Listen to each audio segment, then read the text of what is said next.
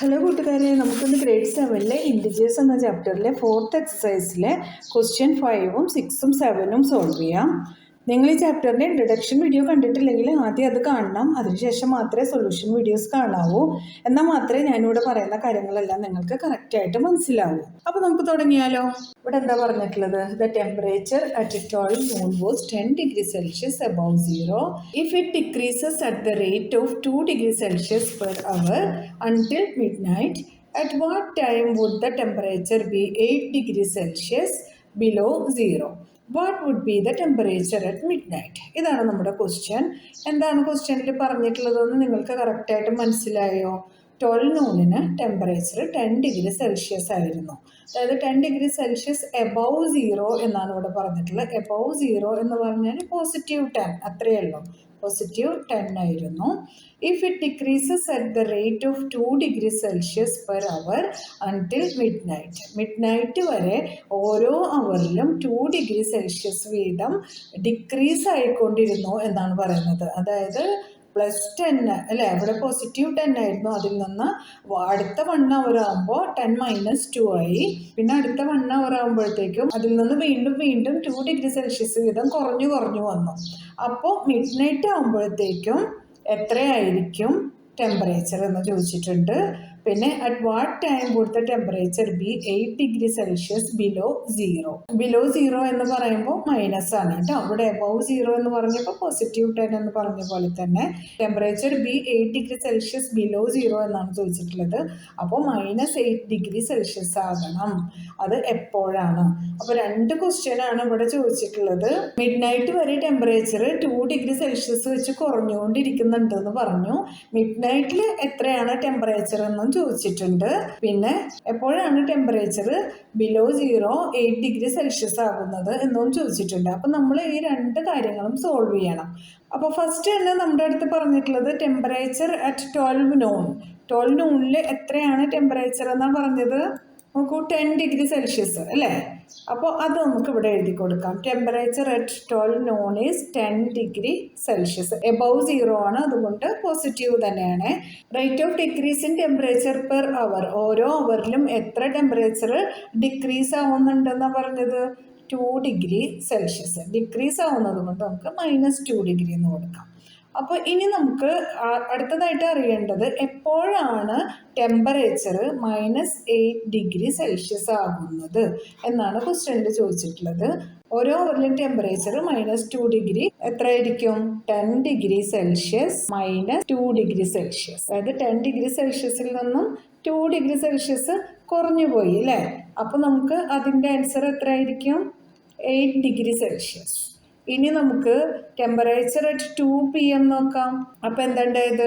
8 degree സെൽഷ്യസിൽ നിന്നും 2 degree Celsius കുറഞ്ഞുപോയി. അപ്പോൾ നമുക്ക് 6 ഡിഗ്രി സെൽഷ്യസ് എന്ന് കിട്ടുന്നു.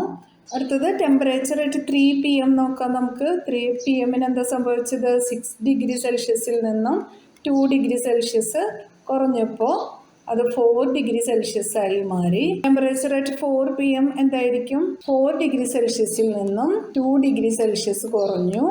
അപ്പോൾ 2 ഡിഗ്രി സെൽഷ്യസ് ആയി മാറി. ഇനി ടെമ്പറേച്ചർ അറ്റ് 5 PM 2 ഡിഗ്രി സെൽഷ്യസിൽ നിന്നും 2 ഡിഗ്രി സെൽഷ്യസ് കുറഞ്ഞു.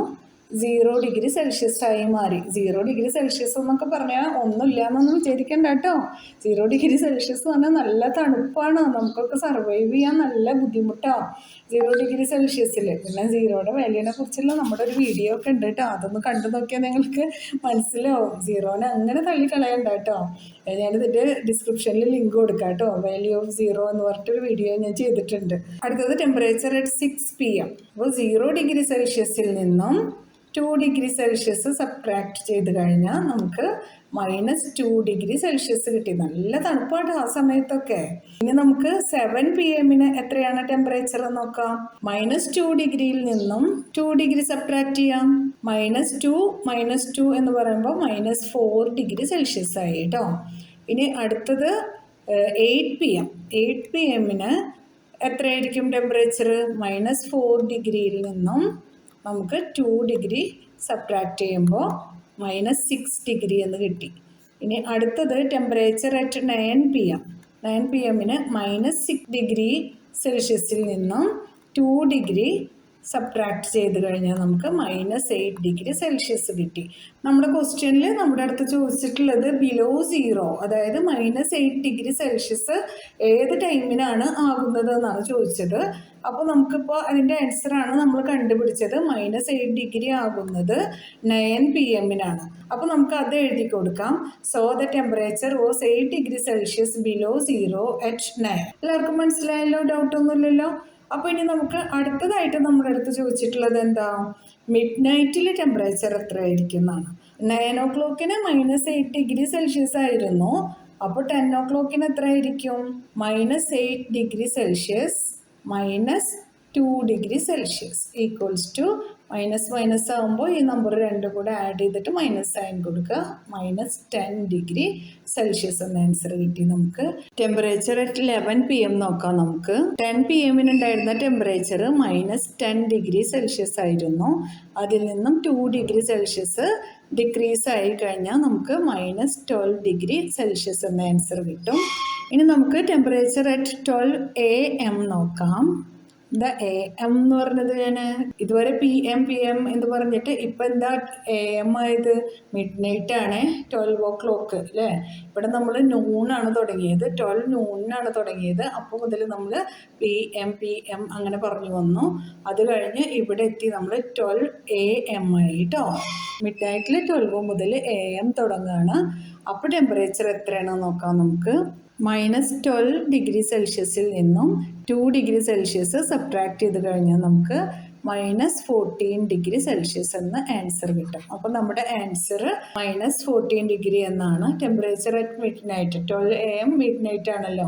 മിഡ് നൈറ്റിൽ നമുക്ക് കിട്ടിയ ടെമ്പറേച്ചർ -14 ഡിഗ്രി സെൽഷ്യസ് ആണ് കേട്ടോ. ഇതാണ് നമ്മുടെ ഫൈനൽ ആൻസർ. എല്ലാവർക്കും മനസ്സിലായല്ലോ? ഇത് ചെയ്യാൻ വേറെ മെത്തേഡ്സ് ഒക്കെ ഉണ്ട് കേട്ടോ. ഇനി അടുത്ത ക്വസ്റ്റ്യൻ നോക്കാം നമുക്ക്. In A class test 3 marks are given for every correct answer and -2 marks are given for every incorrect answer and no marks for not attempting any question. കഴിഞ്ഞ ഒരു എക്സസൈസിൽ നമ്മൾ ഈ ക്വസ്റ്റ്യൻ പോലുള്ള വേറൊരു ക്വസ്റ്റ്യൻ ചെയ്തിട്ടുണ്ട് അല്ലേ? പരിചയം തോന്നുന്നുണ്ട് അല്ലേ ഈ ക്വസ്റ്റ്യൻ കാണുമ്പോൾ? Radhika scored 20 marks if she has got 12 correct answers. How many questions has she attempted incorrectly? Mohini scores -5 marks in this test though she has got 7 correct answers. How many questions has she attempted incorrectly? ഇതാണ് നമ്മുടെ question. നമുക്ക് രണ്ടും വേറെ വേറെ solve ചെയ്ത് നോക്കാം കേട്ടോ. First നമ്മുടെ അടുത്ത് പറഞ്ഞിട്ടുള്ളത് Radhika scored 20 marks. If she has got 12 correct answers, how many questions has she attempted incorrectly? അപ്പോൾ നമുക്ക് ആദ്യം തന്നെ marks given for each correct answer. എത്ര മാർക്കാ ഒരു ആൻസർ കറക്റ്റ് ആയി കഴിഞ്ഞാൽ നമുക്ക് കിട്ടുന്നത്? 3 marks അല്ലേ? Marks given for each incorrect answer എത്രയാണ്? -2 mark. Marks for not attempted ക്വസ്റ്റ്യൻസിന് 0 mark. മാർക്കൊന്നുമില്ല അല്ലേ? ഇനി നമുക്ക് രാധികയുടെ പ്രോബ്ലം ഒന്ന് സോൾവ് ചെയ്ത് കൊടുക്കാം. Marks obtained by Radhika for correct answers എത്രയായിരിക്കും? Radhika score 20 marks. Total marks രാധികയ്ക്ക് 20 ആണ് കിട്ടിയിട്ടുള്ളത്. If she has got 12 correct answers, അപ്പോൾ 12 കറക്റ്റ് ആൻസേഴ്സ് ചെയ്തിട്ടുണ്ട്. അപ്പോൾ ഒരു കറക്റ്റ് ആൻസറിന് 3 marks കിട്ടും അല്ലേ? അപ്പോൾ നമുക്ക് 12 × 3 ചെയ്ത് നോക്കാം. 12 × 3 എത്രയാണ്? 12 × 3 ഈസ് 36. കറക്റ്റ് ആൻസേഴ്സിന് രാധികയ്ക്ക് 36 marks കിട്ടിയിട്ടുണ്ട്. Total marks obtained by Radhika അത് 20 ആണ് അല്ലേ? Therefore marks obtained by Radhika for incorrect answers. രാധികയ്ക്ക് ഇൻകറക്റ്റ് ആൻസേഴ്സിന് കിട്ടിയ മാർക്ക് നമുക്കറിയില്ല അല്ലേ? പക്ഷെ ഒരു കാര്യം ചെയ്യാം, ടോട്ടൽ മാർക്കിൽ നിന്ന് നമുക്ക് കറക്റ്റ് ആൻസേഴ്സിന് കിട്ടിയ മാർക്ക് സബ്ട്രാക്ട് ചെയ്ത് കഴിഞ്ഞാൽ എത്ര മാർക്കാണ് രാധികയ്ക്ക് ഇൻകറക്റ്റ് ആൻസേഴ്സിന് കിട്ടിയതെന്ന് കണ്ടുപിടിക്കാമല്ലോ നമുക്ക്. അപ്പോൾ നമുക്ക് total mark minus marks obtained by correct answers കൊടുക്കാം. 20 - 36. അപ്പോൾ എത്ര കിട്ടുന്നത് നമുക്ക്? 36ൽ നിന്ന് 20 സബ്ട്രാക്ട് ചെയ്ത് കഴിഞ്ഞാൽ നമുക്ക് 16 കിട്ടും. വലിയ നമ്പറിൻ്റെ കൂടെയുള്ള സൈന് മൈനസ് ആയതുകൊണ്ട് -16 എന്ന് എഴുതി കൊടുക്കാം. അപ്പോൾ ഇൻകറക്റ്റ് ആൻസേഴ്സിന് കിട്ടിയ മാർക്കാണ് -16. അപ്പോൾ എത്ര ഇൻകറക്റ്റ് ആൻസേഴ്സ് അറ്റംപ്റ്റ് ചെയ്തിട്ടുണ്ടായിരിക്കും? നമ്പർ ഓഫ് ഇൻകറക്റ്റ് ആൻസേഴ്സ് കിട്ടാനായിട്ട് നമ്മൾ എന്ത് ചെയ്യണം? ഒരു ഇൻകറക്റ്റ് ആൻസറിൻ്റെ മാർക്ക് -2 ആണ്. അപ്പോൾ നമുക്ക് ടോട്ടൽ -16 മാർക്ക് കിട്ടിയിട്ടുണ്ട് ഇൻകറക്റ്റ് ആൻസേഴ്സിന്. അതിന് നമുക്ക് ഡിവൈഡഡ് ബൈ -2 ചെയ്ത് കൊടുക്കാം. -16/-2 എന്ന് കൊടുക്കുമ്പോൾ മൈനസും മൈനസും ക്യാൻസലായി. 16ൽ 2 8 ടൈംസ് 2 കട്ട് ചെയ്തു. അങ്ങനെ നമുക്ക് 8 എന്ന് കിട്ടി. ഇതാണ് നമ്മുടെ solution. Hence the required number of incorrect answers is 8 എന്ന് എഴുതി കൊടുക്കാം. ആദ്യം നമ്മൾ കറക്റ്റ് ആൻസേഴ്സിൻ്റെ മാർക്ക് എഴുതി, ഇൻകറക്റ്റ് ആൻസേഴ്സിൻ്റെ മാർക്ക് എഴുതി, നോട്ട് അറ്റംപ്റ്റഡ് ക്വസ്റ്റ്യൻസിൻ്റെ മാർക്ക് എഴുതി. എന്നിട്ട് നമ്മൾ കറക്റ്റ് ആൻസേഴ്സിന് ടോട്ടൽ എത്ര മാർക്ക് കിട്ടിയെന്ന് നോക്കി. എത്രയാണ് രാധികയ്ക്ക് ടെസ്റ്റിൽ കിട്ടിയ ടോട്ടൽ മാർക്ക് എന്ന് നോക്കി. ടോട്ടൽ മാർക്കിൽ നിന്ന് കറക്റ്റ് ആൻസറിന് കിട്ടിയ മാർക്ക് നമ്മൾ സബ്ട്രാക്ട് ചെയ്തപ്പോൾ നമുക്ക് -16 എന്ന് കിട്ടി. ആ -16നെ നമ്മൾ -2 ആയിട്ട് ഡിവൈഡ് ചെയ്തപ്പോൾ നമുക്ക് 8 എന്ന് കിട്ടി. അതാണ് നമ്മുടെ റിക്വയർഡ് സൊല്യൂഷൻ. പിന്നെ ഇതിന്റെ വേറൊരു പാർട്ട് കൂടെ ഉണ്ട്, അതുകൂടെ ഒന്ന് സോൾവ് ചെയ്ത് നോക്കാം നമുക്ക്. ഇവിടെ പറഞ്ഞിട്ടുള്ളത് Mohini scores -5 marks in this test. Though she has got 7 correct answers, how many questions has she attempted incorrectly? അപ്പോൾ നമുക്ക് കഴിഞ്ഞ ക്വസ്റ്റ്യൻ ചെയ്ത പോലെ തന്നെ ഇതും നമുക്ക് സോൾവ് ചെയ്യാം. മാർക്സ് സ്കോർഡ് ബൈ മോഹിനിക്ക് കിട്ടിയ സ്കോർ എത്രയാണെന്നാണ് പറഞ്ഞിട്ടുള്ളത്? -5 അല്ലേ?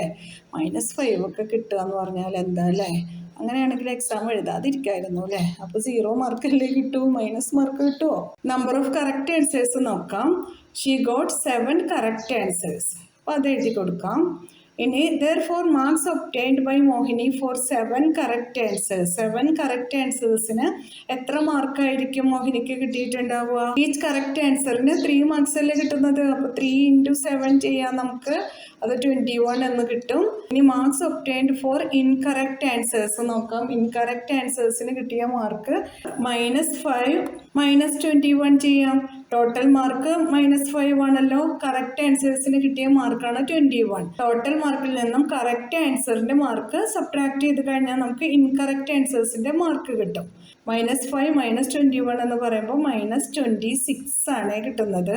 ഇനി നമുക്ക് നമ്പർ ഓഫ് ഇൻകറക്റ്റ് ആൻസേഴ്സ് ആണ് വേണ്ടത്. നമ്മുടെ അടുത്ത് പറഞ്ഞിട്ടുള്ള നമ്പർ ഓഫ് ഇൻകറക്റ്റ് ആൻസേഴ്സ് കണ്ടുപിടിക്കാനാണ്. അപ്പോൾ നമുക്ക് -26നെ -2 ആയിട്ട് ഡിവൈഡ് ചെയ്യാം അല്ലേ? -2 അല്ലേ ഓരോ ഇൻകറക്റ്റ് ആൻസറിൻ്റെ മാർക്ക്. അപ്പോൾ അത് എഴുതി കൊടുക്കാം. -26 ഡിവൈഡഡ് ബൈ -2 അങ്ങനെ എഴുതാം നമുക്ക്. എന്നിട്ട് മൈനസും മൈനസും ക്യാൻസലായി. 2ൽ 2 1 ടൈം, 6ൽ 2 3 ടൈംസ് 2 കട്ടായി. അങ്ങനെ നമുക്ക് ആൻസർ 13 എന്ന് കിട്ടി കേട്ടോ.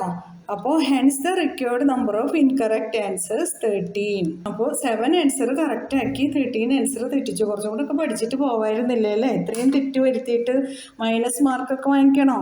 ഇനി നമുക്ക് അടുത്ത ക്വസ്റ്റ്യൻ നോക്കാം കേട്ടോ. An elevator descends into a 9 shaft at the rate of 6 meters per minute.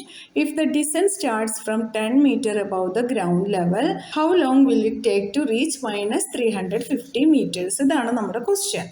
അപ്പോൾ നമുക്ക് നോക്കാം എന്താണ് ഇവിടെ പറഞ്ഞിട്ടുള്ളത്. ഒരു എലിവേറ്റർ 6 മീറ്റർ പെർ മിനിറ്റിലാണ് അത് മൂവ് ചെയ്യുന്നത്. 10 metre above the ground level എന്ന് പറയുമ്പോൾ +10 ആണ്. അതായത് ഗ്രൗണ്ട് ലെവലിൽ നിന്നും മേലോട്ട് 10 മീറ്റർ പോയി. അത് കഴിഞ്ഞിട്ട് how long will it take to reach -350 metre എന്ന് വെച്ചാൽ എന്താ? -350 എന്ന് പറയുമ്പോൾ താഴോട്ട്, അതായത് ഗ്രൗണ്ട് ലെവലിൽ നിന്നും -350 താഴോട്ട് വരാനെടുത്ത ടൈം അതാണ് ചോദിക്കുന്നത്. 10 മീറ്റർ എബോവിൽ നിന്ന് താഴോട്ട് -350 മീറ്റർ വരാനെടുത്ത ടൈം നമ്മൾ കണ്ടുപിടിക്കണം. അതായത് ഇതാണ് ഗ്രൗണ്ട് ലെവല്. ഗ്രൗണ്ട് ലെവലിൽ നിന്നും 10 മീറ്റർ മേലോട്ട് കയറി, എന്നിട്ട് അവിടെ നിന്ന് വീണ്ടും താഴോട്ട് 350 ഡിഗ്രി വന്നു.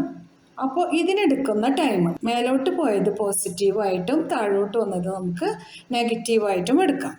അപ്പോൾ the present position of the elevator above the ground level, ഇപ്പോൾ 10 മീറ്ററിലാണ് എലിവേറ്റർ ഉള്ളത്. Distance moved by the elevator below the ground level 350 metre ആണ്. ഇനി the distance moved by the elevator, അപ്പോൾ നമ്മൾ എന്ത് ചെയ്യണം? ഇത് രണ്ടും കൂടെ ഒന്ന് ആഡ് ചെയ്ത് കൊടുക്കണം അല്ലേ? അതായത് 10 മീറ്റർ പ്ലസ് 350 മീറ്റർ ഡിസ്റ്റൻസിൽ നമ്മുടെ എലിവേറ്റർ മൂവ് ചെയ്തിട്ടുണ്ട്. റേറ്റ് ഓഫ് ഡിസെൻറ്റ് എന്തായിരുന്നു? ടൈം എത്ര ടൈം എടുത്തു എന്നാണ് പറഞ്ഞിട്ടുള്ളത്. അപ്പോൾ 6 മീറ്റർ പെർ മിനിറ്റ് എന്ന് നമുക്ക് ക്വസ്റ്റ്യനിൽ തന്നിട്ടുണ്ട് അല്ലേ? Total time taken by the elevator നമ്മൾ എങ്ങനെ കണ്ടുപിടിക്കുക? Total distance by time. 10 metre plus 350 metre equals to 360 metre ആയിരുന്നു അല്ലേ? എഴുതാൻ വിട്ടുപോയതാണ്. അപ്പോൾ നമുക്ക് ടോട്ടൽ ഡിസ്റ്റൻസ് 360 മീറ്റർ എന്ന് എഴുതാം. ടൈം എത്രയായിരുന്നു? 6 മീറ്റർ പെർ മിനിറ്റ്. 36ൽ 6 ടൈംസ് ഈ 0 ഇവിടെ ഇട്ട് കൊടുക്കാം. 6 ഇവിടെ കട്ടായി പോയി, മീറ്ററും കട്ടായി. അപ്പോൾ നമുക്ക് 60 മിനിറ്റ്സ് എന്ന് ആൻസർ കിട്ടുന്നു. 60 മിനിറ്റ്സ് മീൻസ് എന്താ? 1 അവർ അല്ലേ? അപ്പോൾ നമുക്ക് answer required time equals to 1 hour. മനസ്സിലായില്ലേ എല്ലാവർക്കും? എന്തെങ്കിലും ഡൗട്ട് ഉണ്ടെങ്കിൽ നിങ്ങൾ കമൻറ്റ് സെക്ഷനിൽ ചോദിക്കണം കൂട്ടുകാരെ. നിങ്ങളുടെ ഫ്രണ്ട്സിനെല്ലാം ഷെയർ ചെയ്ത് കൊടുക്കണം കൂട്ടുകാരെ. നിങ്ങളെല്ലാവരും സബ്സ്ക്രൈബ് ചെയ്യണം, ലൈക്ക് ചെയ്യണം, പിന്നെ ബെല്ലൈക്കൺ ഒന്ന് എനേബിൾ ചെയ്യുക. ഞാനിവിടെ പോസ്റ്റ് ചെയ്യുന്ന എല്ലാ വീഡിയോസും നിങ്ങൾക്ക് കിട്ടും. നിങ്ങളുടെ എല്ലാവരുടെയും സപ്പോർട്ട് വേണേ കൂട്ടുകാരെ. എന്നാൽ ശരി കൂട്ടുകാരെ, ബൈ ബൈ, താങ്ക് യു.